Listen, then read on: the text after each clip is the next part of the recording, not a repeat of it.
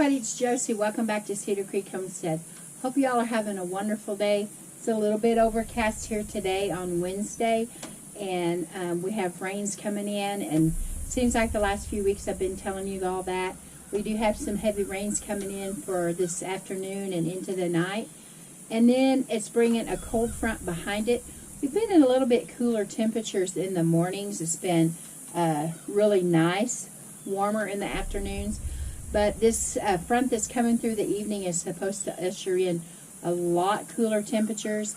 And by the weekend, we're supposed to have temperatures in the 60s and possibly in the 40s for the overnight, Saturday and Sunday. We're looking forward to that. We do have a fish fry at our church on Saturday, a community fish fry. And it is going to be just a little bit chilly out there, but we have games. We're going to have games for the community, horseshoes and cornhole and a bounce house for the kids, and gospel singing, all that kind of stuff. And so we're hoping that people will enjoy the cooler weather, and they'll just put on their little sweaters or whatever, and it won't be too chilly for them. So we are looking forward to that. We've raised the shades on our windows. We keep those the outside shades, the cooler shades, that some of you that have been with us for a while know that I have those shades. My house faces the west, and we only have a portion of our porch built onto the front. And so that even though the front door gets shaded, all of the windows are in bright sun in the afternoon, with the exception of the ones that the maple trees shade. But we did lose one of our maple trees in a storm a few years ago, so that one is totally wide open. And so we leave those shaded all throughout the summer. It does leave the house darker, but it helps the air conditioning. And but we get to a point in the fall where you can just begin to feel it's time to, that you're internally, you can just tell that you need more light, not necessarily sunlight, but the filtered light that comes in through the windows. And so we got those raised, and we're enjoying that. Still running the air conditioner, but in just a few days we'll be able to raise the windows and enjoy some of that nice fresh breeze coming through. And we're just going to move right on into fall. We got our garlic order in. I ordered 2 different types of garlic. A red garlic that I cannot pronounce, and I got a German white garlic. Got more than I thought I was getting, but I'm bad about pound-wise comparing. But I did get a bunch, and hopefully that we'll be growing that and offering that for sale next year to our local farmers markets and that kind. Strawberries have not come in yet. They'll come in when it's appropriate for us to plant the strawberry plugs this fall. And then we have some other elderberries and other things coming in, and we're moving right along. The little pigs are doing well. I'll get out there, and they are acclimated to the electric fencing, not just to keep them in, but to protect them. And so they're acclimated to that. So we'll be going out there, and I'll get to introduce you to them.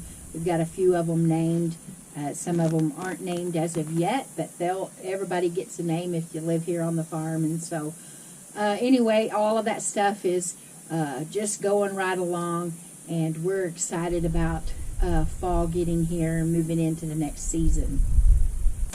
Well, I just got that national alert on my phone, and the television is going in the house, and I heard it go off on the television.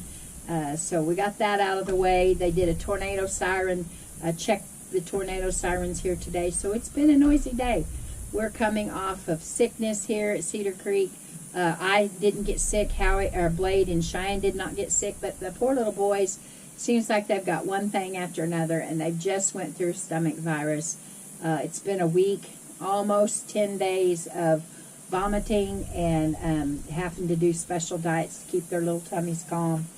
And we're about through that. Thank the Lord for that. And hopefully we're on the mend. But we still covet your prayers with little Rowdy. He's feeling well. He's growing and got more teeth, and he's happy. But he had to go to a pediatrician The doctor that she has seen all the time, our family doctor, decided that because of the challenges that Rowdy has had with the two different, when he was born and then this recent health scare, that she felt like he needed to have as a pediatrician specifically for him. And so he did see a new pediatrician. Cheyenne really liked them. Very thorough. They went over his records from his birth and his recent health scare. And just to clear things up, he wants Rowdy to see a cardiologist, and he has a cardiology appointment coming up, and wants him to see a neurologist. That appointment has not been scheduled yet. This doctor, as of right now, is saying that he believes that Rowdy might have had that this seizure that he had. He's leaning more towards epilepsy, but he wants to rule that out.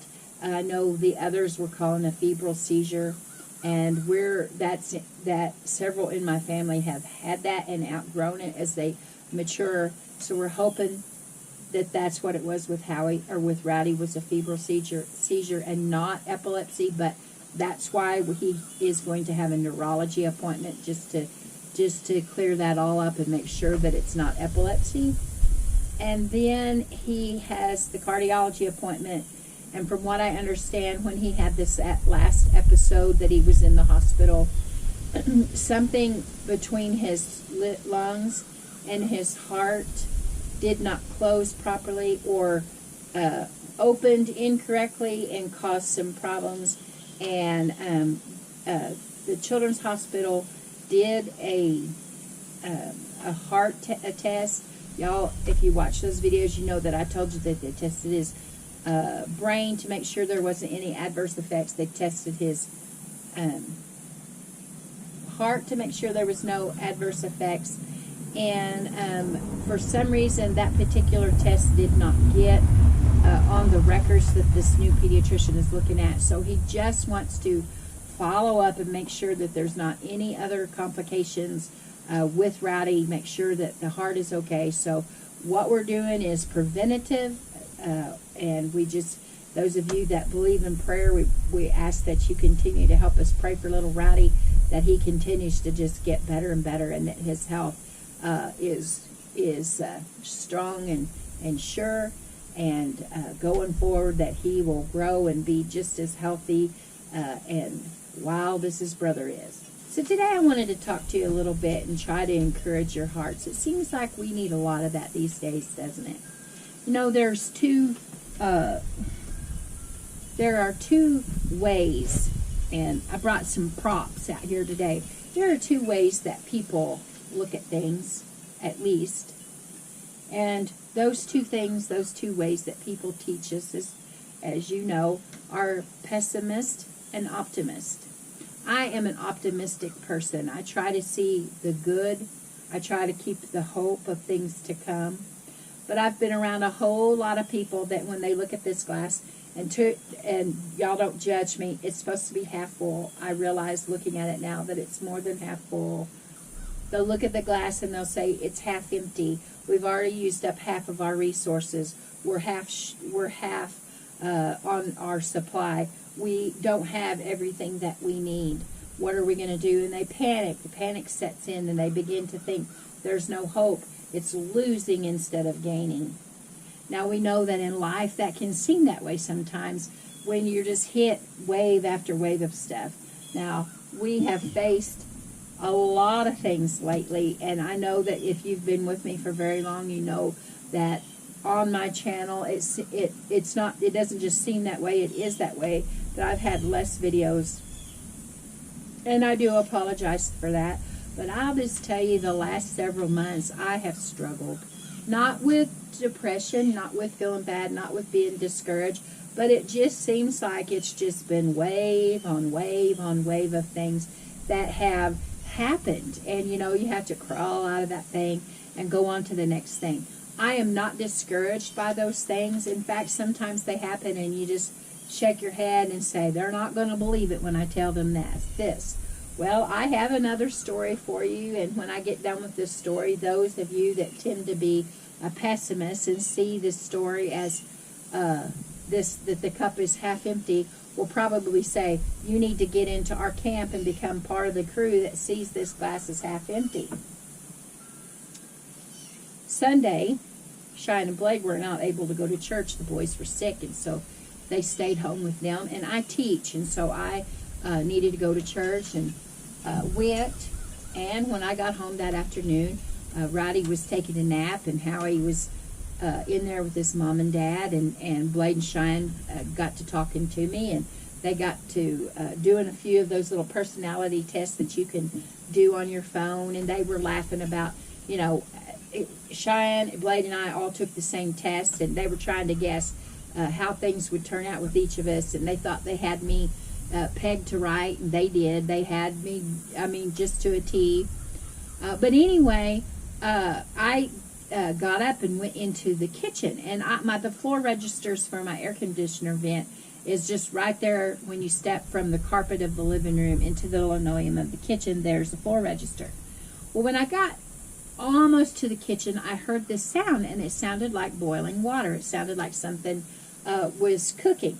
Now, I told y'all that my propane company was supposed to set a new tank for me. Had to come out and do a site comparison, or just to look over the site and make sure that it was okay, although they already have a tank setting there that they have filled for 15 years. They still have to come out and do that. Well, y'all, they have never done it. So I have been without propane for all summer long. I've had to use hot plates. I've had to use toaster ovens. I've had to use my Instapots and crock pots and all these different means of cooking, which has been another struggle on the videos. Trying to bring things to you, showing you how to cook certain things, and it's just been a frustration, yet I haven't lost hope on it.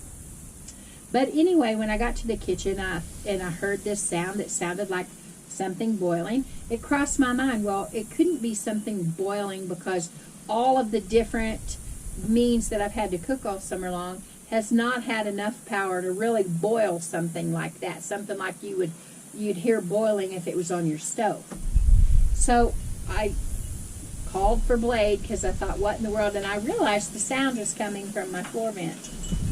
So Blade came in and he took the floor vent off, and I thought, well, maybe my little grandboys had put something in there, and they had, but that wasn't what the issue was. There was 2 or 3 little spoons that they eat with, and there was a pencil, and there was a couple of other things that they had pushed down through those vents. And so Blake took care of that, but the noise, Cheyenne went to the restroom, and she realized that sound, she could hear it in the vent that's in the restroom as well. So Blake said, well, there's something in the vent, and I'll have to get my tools out. He's got tools that have mirrors, and so that he can see down in there. And so we went on about our business. We ate our lunch, and then it's normally nap time, and we were all preparing to take naps, getting the boys ready for naps. I was getting comfortable in the recliner, and the kids were in their room. Blade was watching a football game, and he went to the kitchen and turned the water on at the kitchen faucet, and there was no water pressure. So he put his shoes on. He didn't say anything. He just went outside, and I thought, well, he's going outside to get something. That wasn't what he was doing. He was checking to see what was going on. Well, our backyard had a river going through it. Not really. So there was water running through the backyard, and Blade knew immediately that we had a water leak of some kind. Well, what had happened was the dogs, who knows which was the leader of the pack. There's 3 back there. There's 2 cow dogs, Foxy and Sadie, and then Blade has a German short-haired pup that's, I don't know how old he is. He's not a year old yet. But one of them had gotten the door open that is to get under the access panel to get under the house. And 2 of them was under there when Blade got under there himself. And they had knocked against the water line and had broken a water line, and it was running everywhere. So needless to say, poor little Blade had to get under there. He was covered head to toe with mud. The water, we had to turn the water off. So a trip to Lowe's was planned, and the water had to be turned on so he could spray off with the water hose, and so he'd be decent to go to Lowe's, and he got the problem fixed. And I will say, kudos. I asked him, I said, how in the world did you know how to fix that? I wouldn't have had the foggiest idea. He had the tools, he had all the pipe cutting tools and all those things. Well, it was because he's not a plumber, but it's because of the experience he's had working in the HVA industry and taking those classes through trade school and working with his dad. And I'm very thankful that he has that knowledge, and still encourage and champion trade schools for your kids. If there's that, you know, those jobs are out there, they're good paying jobs. They are, you know, those guys and gals work hard for their money. They deserve good money, and it's a good industry. But nonetheless, Blade was able to fix the problem. Now, I could have went back to church Sunday evening with my head hanging low and just in despair, because more money had to be spent, of course, to buy pipe and to do all of the things that had to be done. And, you know, one more thing, because, you know, I've had all these things stacked. But I haven't had anything more than anybody else, and it was able to be fixed. We didn't have to call out anybody special. Thank goodness that it was just going for a little while, and we realized it. We could have been gone on a trip or who knows what, and not discovered the water leak. I'm thankful that we were able to get right on that. And instead of being a pessimist and saying, of course it happens to us, what did we do to deserve this? And a lot of people do that. I choose to look at, thank goodness Blade knew how to fix it. Thankfully, it's better. We got the pipe fixed. We got the door, the access door fixed, so that no other critters could get in there over the winter and try to make a hibernation bed out of it. All of those kind of things. And I am thankful. You know, we spend a lot of time in this life facing everyday problems, and some days not problems. But it's all in how we look at the situation. And we've talked about this before, worrying about tomorrow's problems today and how ineffectual they are. And that being a pessimist runs right in with that. You see something coming down the pike and you really can't see any good coming out of it. We have people every day that we come in contact with, and you have something that may be a grand idea in your business or your church or in your family, and the very first thing that they do is they want to squash it. They want to give you all of the negatives, all of the reasons why that won't work, instead of saying, that might work. That might be the thing that helps us to reach individuals. That might be the thing that helps us encourage other people's hearts. They forget to be an optimist and cling to their pessimistic belief, their pessimistic attitude. You know, there are people, I think, that are professional pessimists. We call them negative Nellies or negative Normans, however you want to, Debbie Downers, whatever it is. They won't be encouraged. They won't be, you can't bring them any kind of joy. You can't be happy and joyful when you're around them, because they're just a sad sack. And they have no concern for anybody else around them being happy. I'm not talking about people that are going through a real depression or something in their life, a death or a job loss or something, that really in that moment, that's all they have. I'm not talking about that. I'm talking about people that no matter what good comes along, they still have that pessimistic attitude. They still carry that, well, that's good today, but you just wait. You wait and see what happens. You wait and see if I'm not right, that tomorrow, it may be good today, but tomorrow it'll be horrible again. They're not any fun to be around. They're not any fun to allow them to encourage, allow them to lead. You know, if you try to have somebody like that that is in your company or your church or your school or whatever, and they are leading a program. They're leading the charge, maybe on the battlefield. What happens if you have a pessimistic person that is in charge of your battlefield battalion, or whatever you call your legion, or whatever this group of people are called? They're in charge of the individuals, and they cannot give an inspiring speech. They cannot give something that stirs people up in their core. All they do is discourage them before the battle begins. Or on the ball field. You know, Blade's coach, for several years, they changed coach from year to year. They just had troubles. And bless their hearts, that poor little team held together, and they had struggles. But a coach had to come out every single time, and every single time drill that team. We're going to win against whatever the next opponent was. The little cheerleaders had to get out there, and they had to cheer that team on regardless of what the score was. You had to look at the scoreboard, and it might say 50-0, and the 50 is not in your favor. Your team is the 0. And those cheerleaders can't just sit down and say, well, there's no hope now. Y'all have lost it again.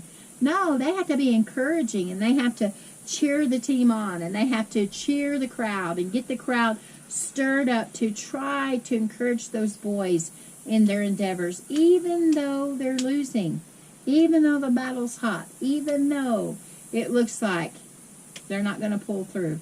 They have to still encourage the team. And that's what we have to do. Even though things look bad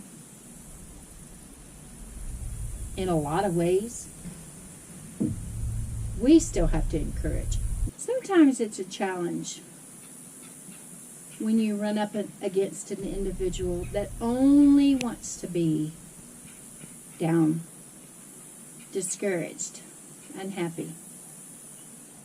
They come across as somebody that's really concerned sometimes, worried about other individuals, but no matter how much you try to encourage them, they are downcast and downtrodden. And if you're not careful, they will cause you to become a little bit half empty rather than half full. They'll steal your joy. They'll get you to thinking negative things. And maybe they don't realize that that's how they are.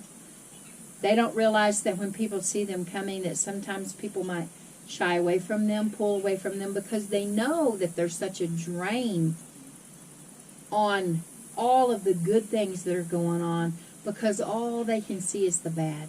I don't want to be that way. I want to be one that encourages others, that sees the hope of the future. We don't have it yet. Those of us that are Christians, we know that we have hope of a better tomorrow because we trust in Jesus. We have hope that things to come. We know that the Lord holds our tomorrows, and we can hold our head high up. We can hold our head high because of that, and have faith that everything is going to work out. Sure, sometimes it looks bad. Sometimes it's messy. Sometimes it stinks when people get mad at us or they hate us. And trust me, in this life, people will hate you. Really hate you. And it breaks your heart sometimes because they're people that you really love, that have really been a big part of your life at one time or another, and for whatever reason, whatever circumstance, now there's hate. And other people just never have liked you. They just hate you for whatever reason. But you cannot allow yourself to be discouraged and downtrodden because of that. You must have hope. We know that in this life where we're living right now, in the U.S., we're going into a political season, and it gets ugly and nasty and reviling sometimes. And this side is against this side. And just noise, noise, noise. Nobody's happy. Everybody hates one another.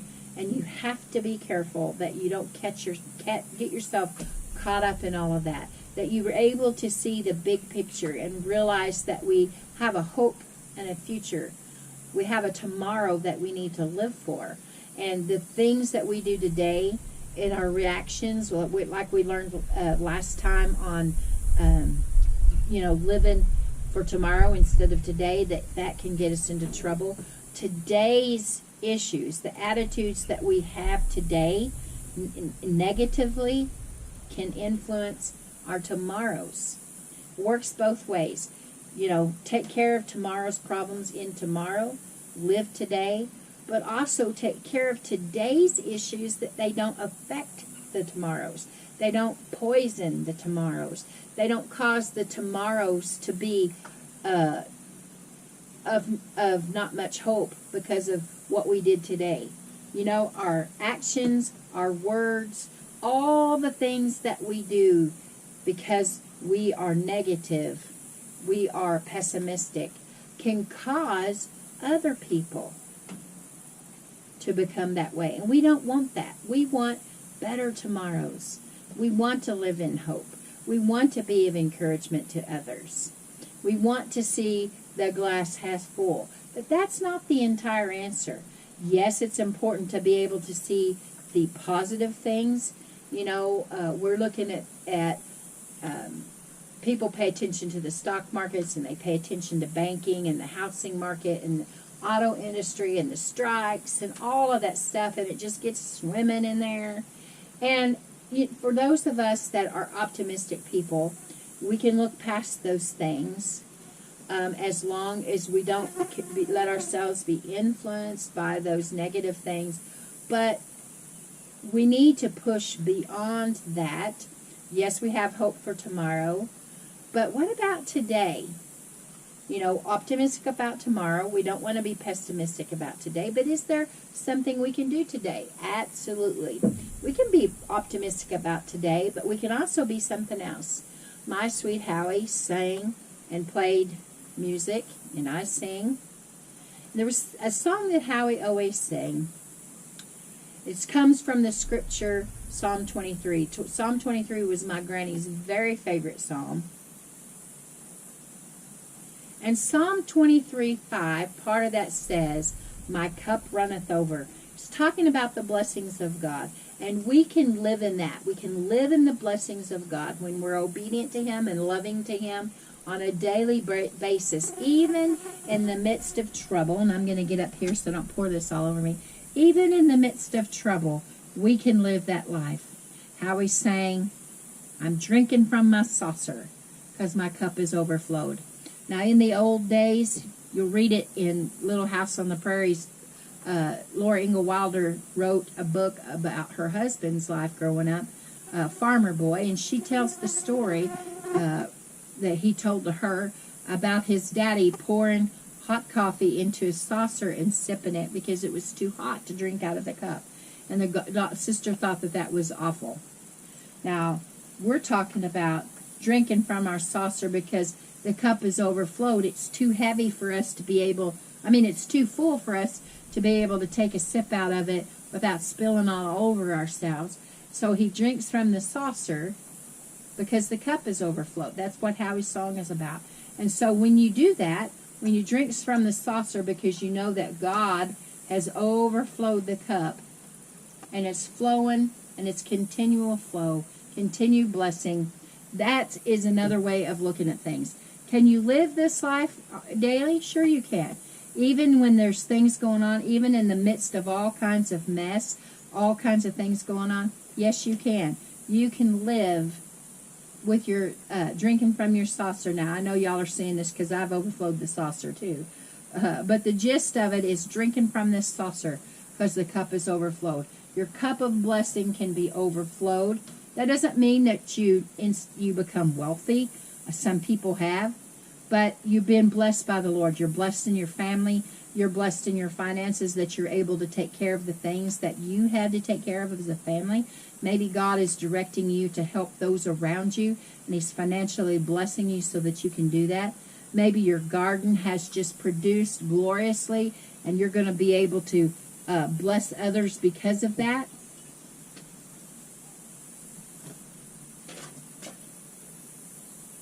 There's lots of meaning to that. Drinking from your saucer because your cup is overflowed.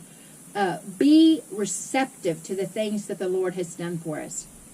I've heard people before how we would mentor them and try to encourage them when they're in such a state. This one person in particular that had been blessed by the Lord, but they didn't see those things as blessings. And they actually had the audacity to say, "What has he done for me?" And I cannot imagine being in a place in life where I don't recognize the hand of God upon my life, recognize that he's done things for me, that I said, "What has he done for me?" Recognize the blessings. Recognize the things that he's done. This is how I look at things really and truly in my life. Josie's not lying to you. In this life, if I go to the store and I find a bargain at the store, that's something that my family or somebody that I know is in need of. If I go to the store and I find something that is a good price, something that I know that I can use or someone else can use, I give God the thanks and the glory for that and count that as a blessing. If something happens and my water bill or my electric bill wasn't as high as I thought it was going to be, or praise God I was able to pay it on time, or whatever the case may be, I count myself blessed beyond measure. Blessed beyond measure. In fact, that has been my little saying on Facebook on my personal page for the last over 15 years. Blessed beyond measure. I believe that I'm blessed beyond measure. And I know people look at me and say, "How can you say that? You lost your husband at an early age. You've done this, you've done that." It's all in how you look at things. If I looked at that loss as a pessimistic thing, and I very well could have, and a lot of people do, where would I be except drowning in my sorrow, drowning in the things that came along with his loss? But I know that I have hope of tomorrow because of who I serve, Jesus. I know that Howie is with the Lord, and I know that one day I will be too. And I can rest in that, and I can go forward with life. And I struggled with that for a while, thinking about going on with life without Howie. But I go on with life. My children are here, my grandchildren are here, and I have opportunity to live life, enjoying them. That's what I'm going to do.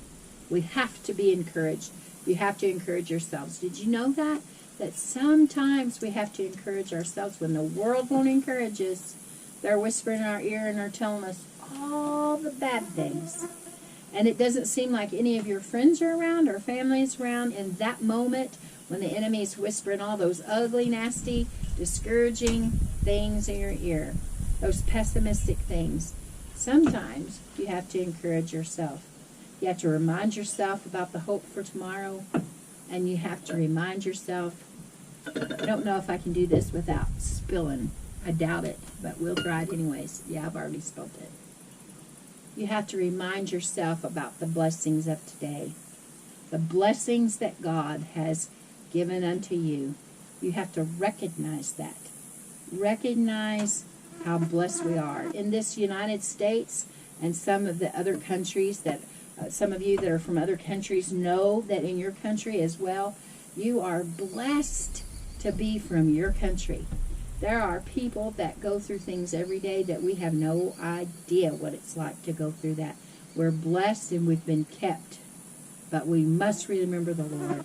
We must push through and become those that can see the blessings and not the pessimism. Okay, guys, I hope I encouraged your hearts to change your thinking just a little bit. If you're down in the molly grubs, if you're stuck in your stinking thinking, get yourself shook of that and become optimistic.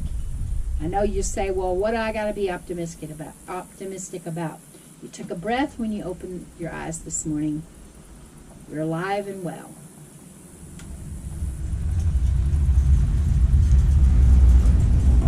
Able to move forward. We have opportunity to be the good to someone else as well. And that's important to me. Until next time, guys, this is Josie. I love y'all. I really do. Keep looking well to the ways of your household. Be encouraged. Be optimistic. Be blessed. Know who the blesser is. And until next time, we're gone.